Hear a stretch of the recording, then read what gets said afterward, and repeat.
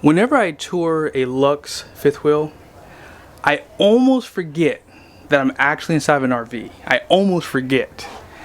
This 44FL is no exception to absolutely ridiculousness.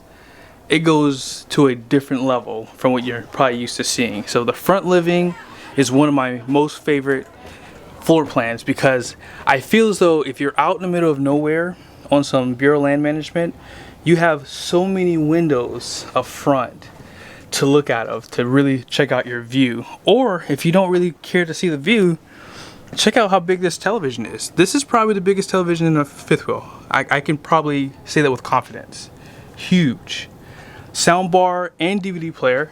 Fireplace as you see down below. And storage.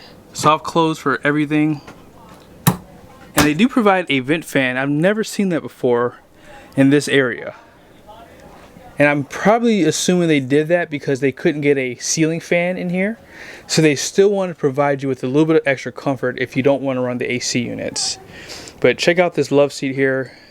Storage, cup holders. And if you don't need this, well, just pop it out of the way.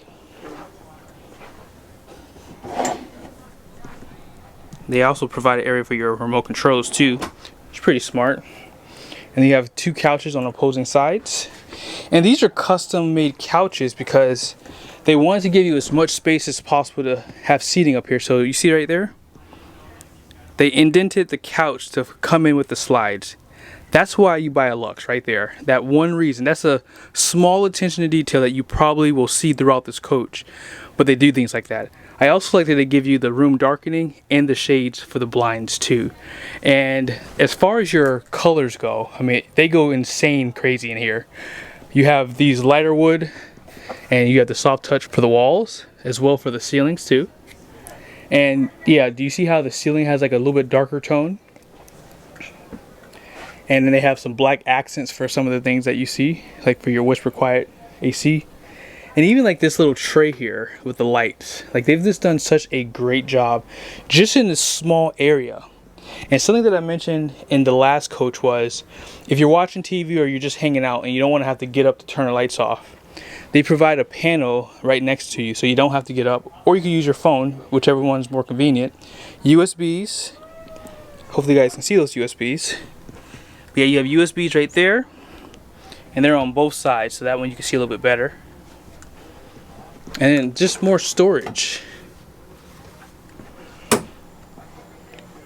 Like, I love that they did that. So more USBs and power. And then as you walk down the steps, you do have most likely your panels, yep, and some fuses. And something that you always have to really take note of is when you walk into an RV, normally there's one or two people coming in, so you want to wiggle your shoes off, right? You do have a nice space here to do that in. They provide the panel right next to the door, so you don't have to go, looking for light switches in the nighttime. And right above the door, they have that Luxe to make sure you're reminded what you bought. Residential refrigerator. This is nothing new anymore. You're seeing this even in small RVs. And I strongly recommend this. Huge. I mean, with the amount of solar packages that you can get, I mean, you can run these things all day long, especially with the inverters. Nice little nook for your coffee station. A little bit of storage above there too. And with a power plug too. That's pretty different. Your breaker box right down below. And I always look for trash cans too. I like to see RV manufacturers be creative with that. But look at the color on the island too. This is absolutely gorgeous. Great countertop. Love the two-tone. And they actually have a actual residential cooktop and oven. I mean, this is huge. This is truly residential size. Convection microwave, and yeah, your storage goes on and on there. Dishwasher, There's no divider in the sink too, by the way. I can't get over this island color. I love this color.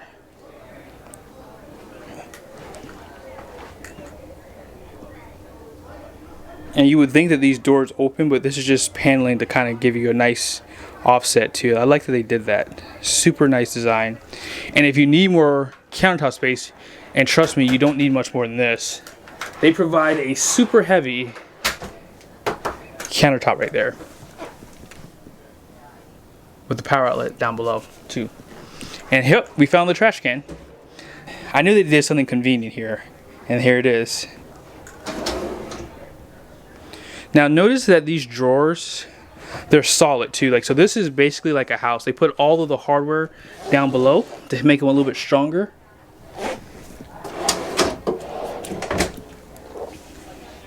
And just a little bit more countertop space right here. Great spot for eating or working. And they provide power on both sides. Storage above. Wow.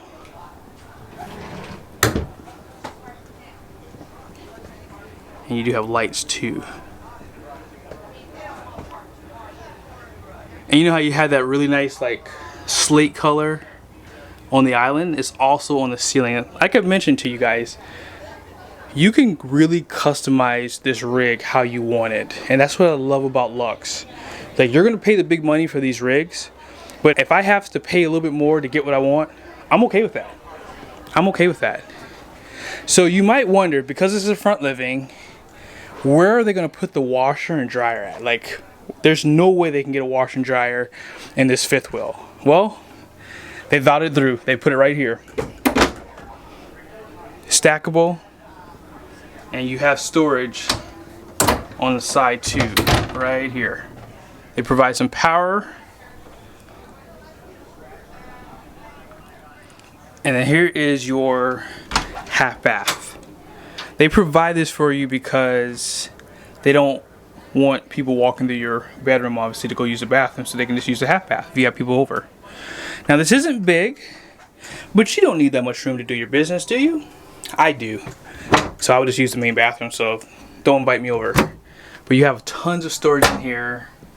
A little bit of area up there so you can put some accent for like some, you know, maybe some flowers or something like that. And even above where the toilet is, just more places for your junk.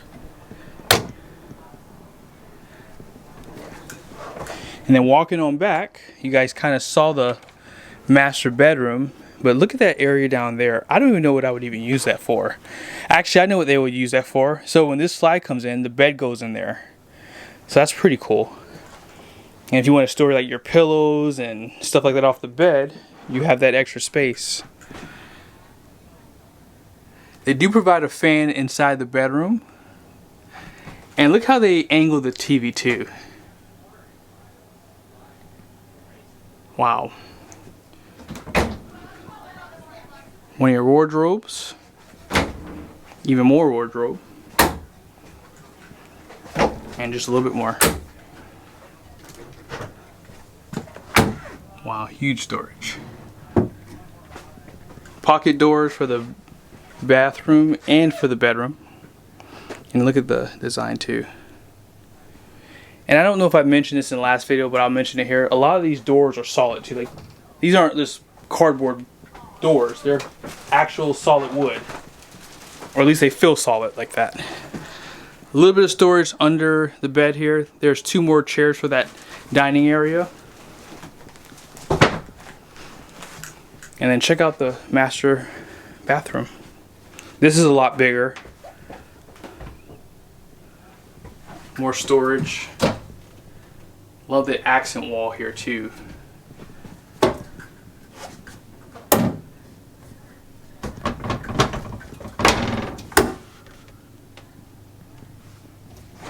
Solid countertop, under the counter sink.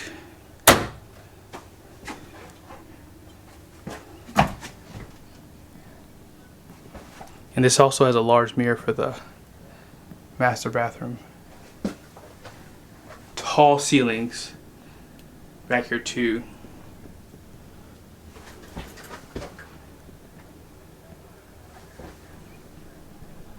Wow.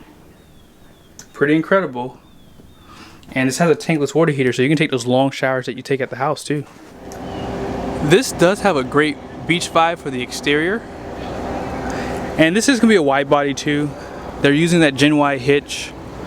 And this is what you normally see on these Luxe. You always see the generator, huge battery bank right here, hydraulic for the landing gears. And if you didn't watch the last video, they did have the generator on the other one, and it was super quiet inside the rig too. So this is one of your slide outs on this side. It's gonna be for that front living. Blind spot monitoring for the side of the coach. 40-pound propane tanks too, guys. And let's check out this basement area. So they do provide the more ride inside of here too. Super nice that they have this. And I did show you guys how well they organize your wires and all your HVAC, plumbing, all that good stuff. You can't really see it on this one, but they do a great job. You can take my word for it, or you can go back and watch the last video. Now that's going to be your inverter on that side, so I will show that to you guys. And they do now use these Lippert solid steps. They are a little bit wider than the more rides, and I think they're a little bit more user friendly too. Key code, camera for the front door so you know who's coming in, outdoor speakers, huge awning, and you're gonna have two awnings, one right here and then one also in the back here too. Outside television right here.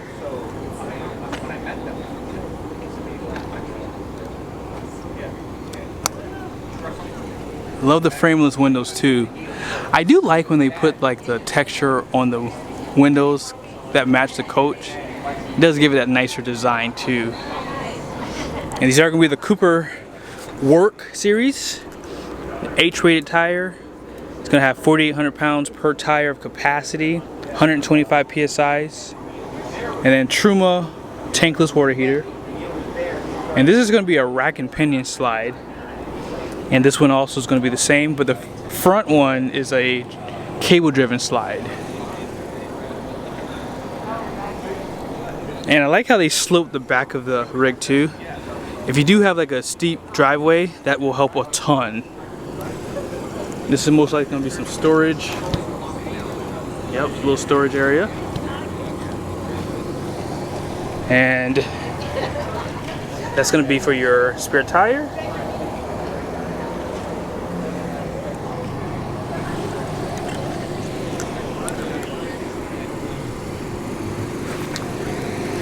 Yeah, check out the design on the back too, guys. Really nice. They provide that camera up top. LED lights. I don't even mention that anymore because I feel like everybody's doing that now. Power cord reel.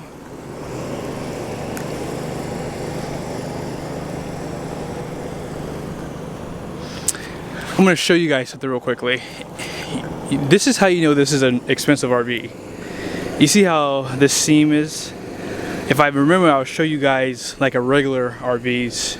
It's not as nice. Like even like up here too, like just everything is just done just a little bit nicer, and which will help with maintenance too.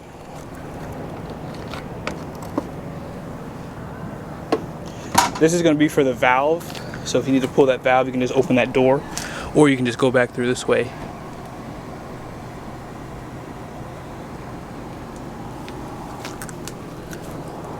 Man, you have two furnaces, which is typical for these RVs. I mean, these are really big.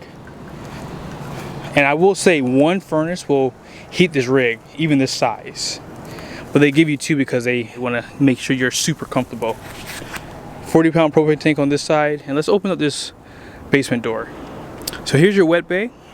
Love the fact that there's no valves in here. And this is really big actually too. Low point drains, outside shower. And on this side you can really see that more ride system too. All you have to do, you can slide it this way, or you can go out on the opposite direction too if you like. Inverters right there. I do not see I'm not really sure how many watts it has, but it is a Magnum Dimensions pure sin wave inverter, and that's the model number for that. And then this is how you're going to control your landing gears, and love that it gives you good line of sight. Now as far as your capacity goes for this rig, you have a GVWR of 25,999 pounds. This one has the same axle capacity as the one I did a review on before this one. So 8,000 per, so that's going to give you 24,000 pounds. And if you take the all-in cargo carrying capacity, which is 6,824 pounds, and subtract it from the GVWR, this trailer weighs 19,175 pounds dry. So this is pretty heavy. You kind of can see what they do inside these rigs. They have solid countertops, a lot of insulation. I mean, this has 3-inch thick walls on it, so they do a great job of building these rigs. I asked a question in the title, and it's one that a lot of people probably are going to always wonder: if you do really need to go to a 5500 cabin chassis to tow a Luxe. I did a video on this really nice Bighorn Ram 3500 dually, and let's see if this truck would work. I did do a video towing my race trailer with it, and it did a phenomenal job. Now as far as the payload capacity goes, here's the payload for the truck. I try to put this in every single video that I do, along with the window sticker on new pickups. But the truck has a 5,330 pound payload capacity. Now as far as the axles go, this is something that you probably are going to have to consider too, because you're going to be putting about 5,000 pounds of weight on this truck. So we're going to have to figure out at some point how much of that weight is going to transfer to that rear axle, because this is a big trailer. So just keep that in mind when you are looking at some of these things, if you are in the market for a Luxe.